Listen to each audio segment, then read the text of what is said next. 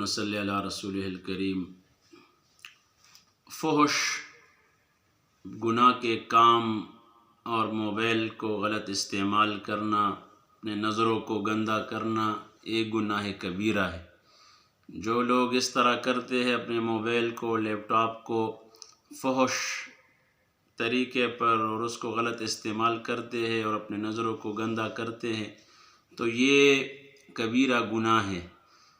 اور ایسے لوگوں کی اگر توبہ کے بغیر مر گئے تو آنکھوں میں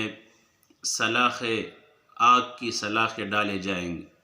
تو لہٰذا یہ ایک نشہ ہے، جس طرح آئس، چرس، سگریٹ، نسوار کا ایک نشہ ہوتا ہے۔ بعض لوگ اس کے نشے پر آ چکے ہوتے ہیں اور وہ ان کا معمول بن چکا ہوتا ہے۔ تو اس کے لیے یہ ہے کہ وہ ماحول کو چھوڑے، موبائل کے غلط استعمال کو چھوڑے، تو انشاءاللہ اللہ پاک اس زندگی کو سنوار دے گا، اس کے اعمال کو درست کر دے گا، اور اللہ پاک رفتہ رفتہ اللہ سے دعا کرے کہ یا اللہ وہ گناہ جس کے بارے میں نیت کرتا ہوں کہ چھوٹ جائے، نہیں چھوٹ پا رہا ہوتا، تو اللہ کے سامنے رو رو کر اس گندی عادت کو چھوڑ دے، انشاءاللہ زندگی میں بہار پیدا ہو جائے گی۔